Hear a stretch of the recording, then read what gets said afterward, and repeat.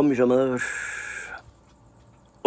hermanos, Dios les bendiga nuevamente, hermanos, en esta mañana.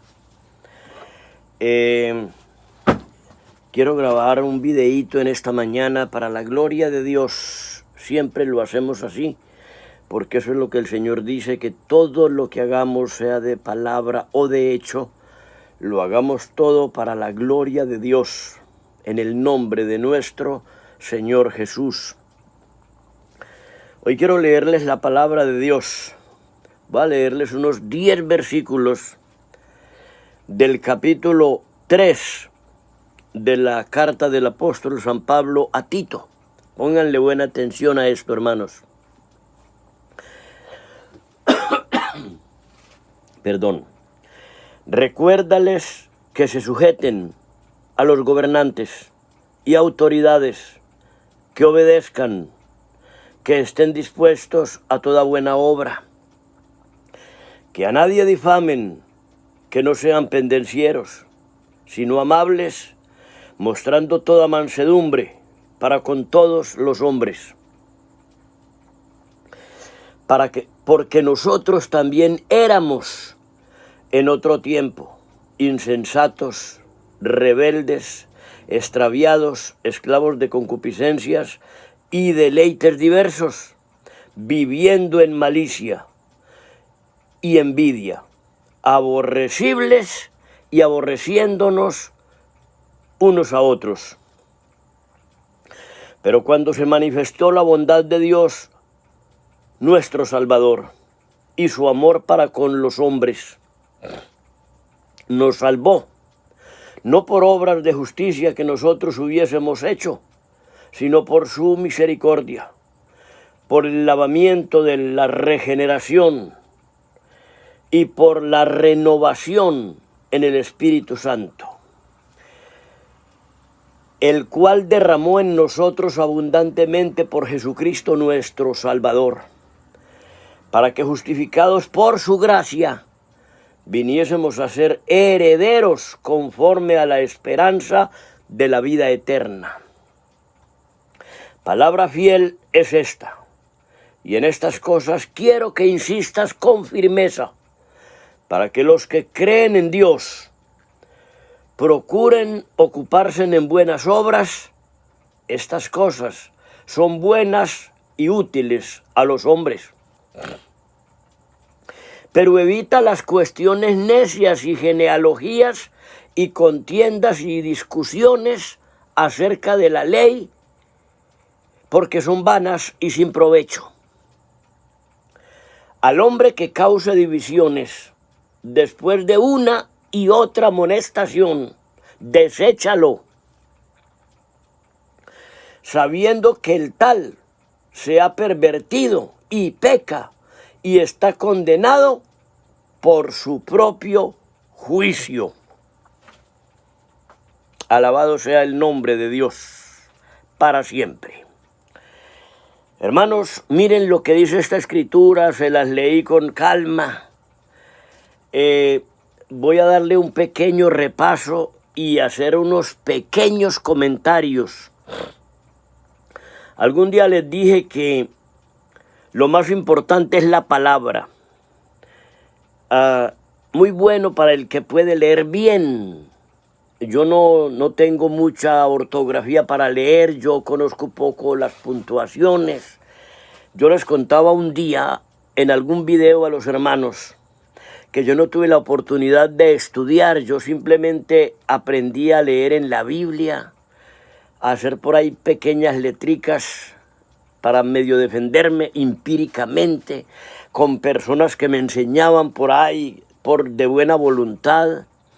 Yo nunca tuve la oportunidad de hacer ni la primaria, ni haber hecho una nocturna, ni nada. Ya eso sí sería como falta de pensar mejor, no haberlo hecho algún día. Pero cuando conocí el Evangelio, le pedía mucho a Dios que me enseñara a leer. Y luchaba mucho leyendo, y entonces, como dice por ahí un dicho, que la práctica es el maestro, y pude aprender a leer algo por la gracia de Dios. Bueno, hermanos, aquí dice el apóstol Pablo le dice a Tito, recuérdales que se sujeten a las autoridades, a los gobernantes. Recuérdales que se sujeten a los gobernantes y autoridades, que obedezcan, que estén dispuestos a toda buena obra. Esta escritura me deja pensando en algunas doctrinas que uno escucha por ahí. Yo conozco doctrinas que dicen que en la Biblia no se encuentra el matrimonio, que esos son inventos de hombres, que el casamiento es una persona tomar una hermana por mujer y llevársela, que eso es el matrimonio, que no tiene que pasar por registros de hombres ni cosas de esas. Yo no sé eso, por qué tan raro cuando la Biblia dice que Jesús fue invitado a una boda en Caná de Galilea y allí faltó el vino y él hizo vino allí en aquella boda, etcétera, etcétera. Yo creo que era una boda, algo legal, no algo así hecho a la manera del hombre. Y también en el capítulo, por allá en el capítulo 13 del libro de los Hebreos, dice el Señor, dice Pablo, por el Espíritu Santo, honroso sea en todos el matrimonio y el lecho sin mancilla, pero a los fornicarios y adúlteros los juzgará Dios. Bueno, aquí dice que debemos sujetarnos a los gobernantes o a las leyes establecidas. Dice que a nadie difamen, que no sean pendencieros, sino amables, mostrando toda mansedumbre para con todos los hombres. Bueno, este es el cristianismo, hermanos. Porque nosotros también éramos, pónganle cuidado, éramos, no dice que somos. Un cristiano no puede vivir como antes vivía. La Biblia dice que si alguno está en Cristo, nueva criatura es. Las cosas viejas pasaron, he aquí todas son hechas nuevas. Porque nosotros también éramos en otro tiempo insensatos, rebeldes, extraviados, esclavos de concupiscencias y deleites diversos, viviendo en malicia y envidia, aborrecibles y aborreciéndonos los unos a los otros. Miren, hermanos, cómo éramos nosotros antes de conocer a Cristo. Un hermano decía, ¿qué actitud tiene usted cuando está frente a un incrédulo? Y él dice, antes de usted responder esta pregunta, yo le voy a decir, ¿quién era usted antes de conocer al Señor Jesucristo? Quizá era un poquito peor que él. Entonces piense cómo responderle y cómo portarse delante de él. Bueno. Pero cuando se manifestó la bondad de Dios, nuestro Salvador, y su amor para con los hombres, pónganle cuidado, mis amados. Verso 5, nos salvó. Hermanos, a mí me gusta mucho esta frase, este texto, pónganle cuidado como dice. Cuando se manifestó la bondad de Dios la bondad de Dios y el amor para con los hombres, nos salvó, no por obras de justicia que nosotros hubiésemos hecho, sino por su misericordia, por el lavamiento de la regeneración y por la renovación en el Espíritu Santo. Miren, nos salvó. Ahí no dice que intentó a salvarnos o que de pronto hasta nos llega a salvar. Si nosotros somos muy fieles, si nosotros hacemos esto y lo otro. No, la Biblia dice que si nosotros somos infieles, Él permanece fiel. Él no puede negarse a sí mismo. Aleluya. Aquí dice nos salvó. Aquí no dice que de pronto hasta nos salvará. Hermanos, nos salvó. Yo creo en el Señor Jesucristo. Yo creo en su gracia y en su poder. Él comenzó en nosotros la buena obra y la perfeccionará hasta el día de Jesucristo. Aquí dice que nos salvó. Y hay gente que dice, el que habla así, que ya es salvo. Ese contiene una doctrina de salvos, siempre salvos. Esa doctrina es del diablo. Cuando uno dice, yo soy salvo desde ahora y para siempre porque el Señor nos dio una salvación eterna. Entonces dicen que eso es del diablo uno creer así. Es más del diablo usted dudar. La Biblia dice que el que duda es como las olas del mar, que no recibe nada. Cuando usted no cree que usted tiene vida eterna, sino que de pronto la va a tener si se la logra ganar, eso sí es del diablo. Aquí dice que nos salvó no por obras de justicia que nosotros hubiésemos hecho. Él no lo salvó a usted por lo que usted había hecho o ha hecho. Él lo salvó por su gracia. Él murió por nosotros cuando éramos extraviados, llevados por diversas concupiscencias, aborrecibles y aborreciéndonos los unos a los otros. Hermano, no había ningún mérito en nosotros para el Señor salvarnos. Y mire, dice que nos salvó por la renovación en el Espíritu Santo, hermanos. Dice aquí en el 6, el cual derramó en nosotros abundantemente por Jesucristo nuestro Salvador. Hermano, la salvación fue por ese lavamiento, por esa regeneración. Y si usted fue lavado y si usted fue regenerado, usted ya no va a estar en las mismas envidias, en los mismos deleites, en las mismas concupiscencias, en las mismas cosas. Usted es una nueva creación ya, hermano. Mire lo que dice el 7. Para que justificados por su gracia viniésemos a ser herederos conforme a la esperanza de la vida eterna. Aleluya. Hermanos, para que justificados, no justos. Nosotros no somos justos en nosotros mismos por lo que hacemos ni nada, ni por lo que ya dejamos de hacer. Nosotros somos justificados, que es otra cosa. Para que justificados por su gracia viniésemos a ser herederos conforme a la esperanza de la vida eterna. A mí hay personas que me han llegado a decir, yo no sé si podré creer todo lo que usted dice, esas cosas raras que usted dice, que la salvación es por gracia y no por obras, que la salvación es por gracia y por fe y no por obras. Yo nunca he oído eso, yo no sé si eso será así o qué. Hermanos, que Dios tenga misericordia y nos revele que la salvación es de Dios y no de nosotros mismos. Miren lo que dice aquí. Verso 7, repito, hermanos, la palabra de Dios es para repetirla. Perdonen que me vuelva un disco rayado. Para que justificados pues por su gracia.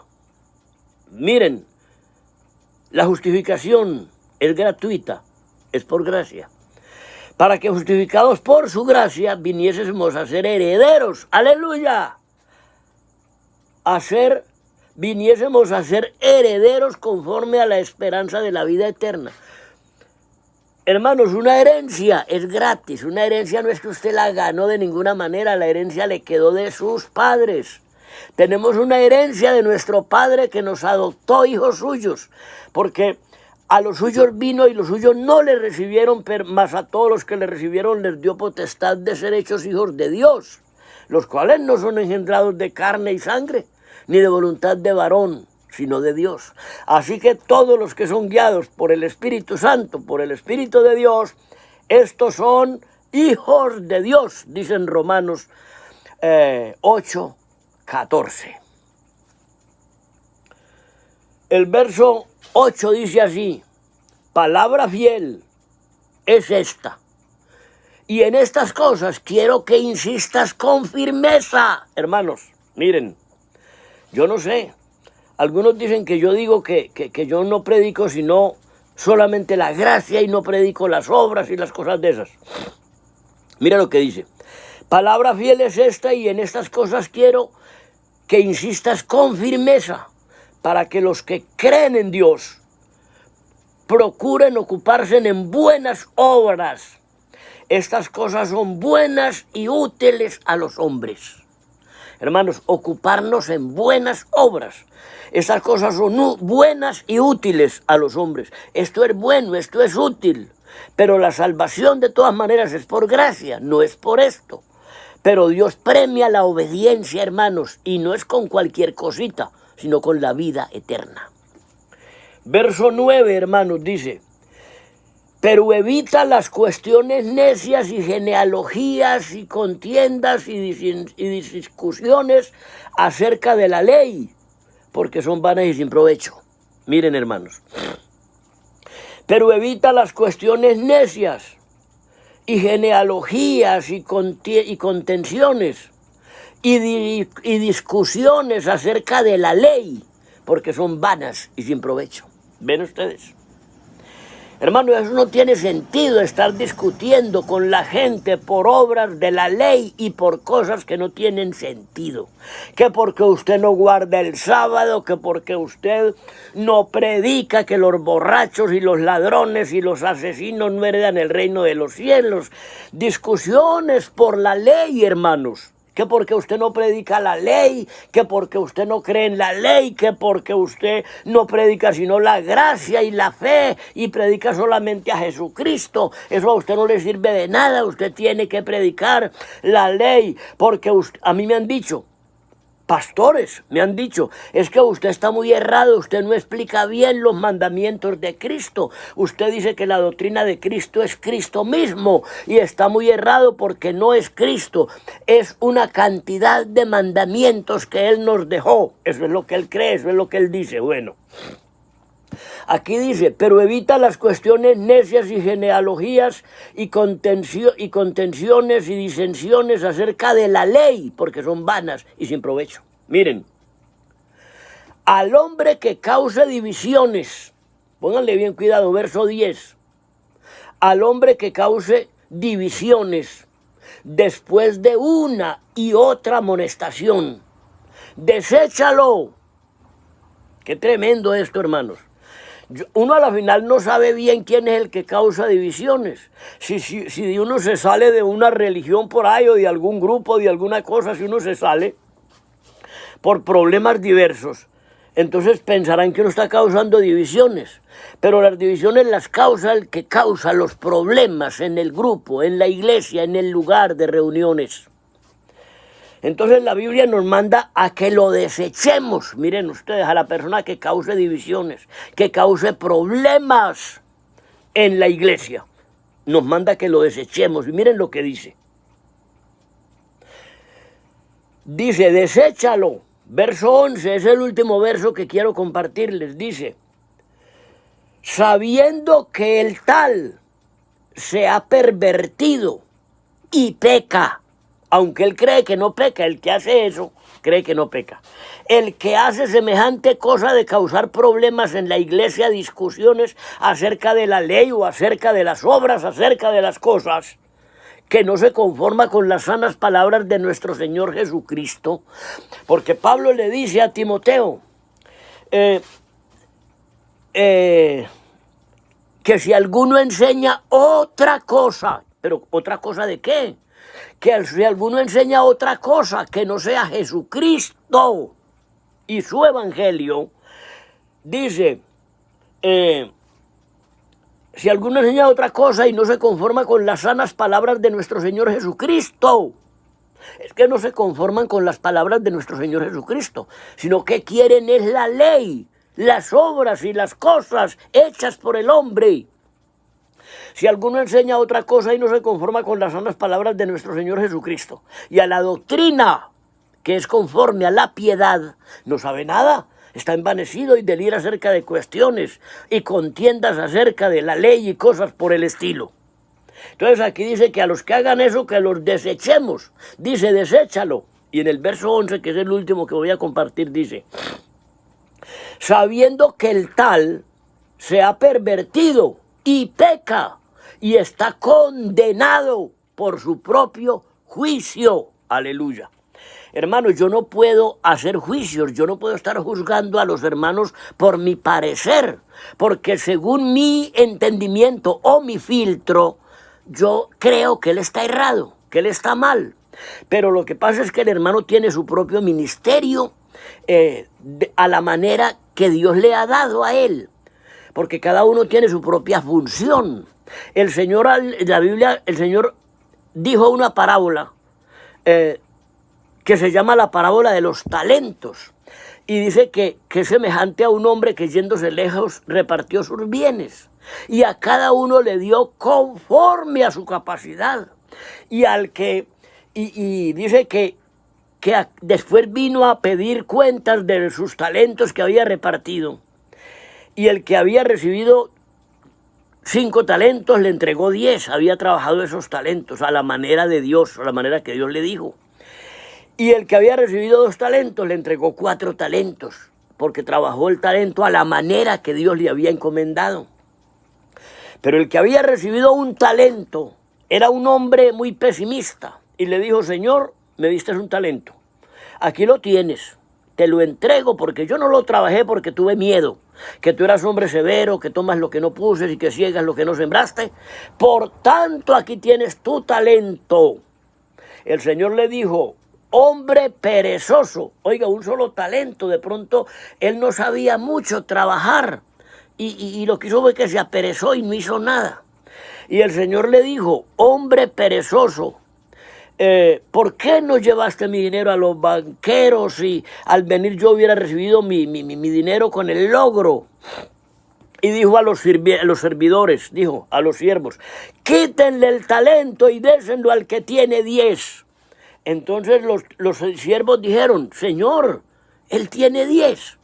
¿Qué quisieron decir con eso? Señor, ¿no es como injusto eso? Dáselo al que tiene 10 y no al que no tiene, o al que tiene menos. El Señor dijo: es que al que tiene es que se le da, pero al que no tiene, aún lo que tiene se le quitará. En el libro de San Lucas dice: aún lo que cree tener se le quitará. Pónganle cuidado, yo voy a buscar esta escritura para enviárselas, porque dice que aún que al que no tiene, aún lo que cree tener se le quita, porque es que hay gente que no tiene nada, o a veces nos pasa eso, que no tenemos nada, sino que apenas creemos tener y no tenemos nada. Entonces aquí dice que al que cause divisiones después de amonestarlo varias veces, que lo deseche. Y el verso 11, que es el último, dice: sabiendo, esto no lo estoy diciendo yo, le estoy diciendo la escritura, pongan cuidado, sabiendo que el tal, yo no sé quién será, se ha pervertido y peca y está condenado por su propio juicio, haciendo juicios contra los hermanos, porque él cree que los hermanos están equivocados. Quizá porque no predican como él predica o porque no cree como él cree, sino que entonces él quiere que los hombres sean todos como él, y eso es imposible.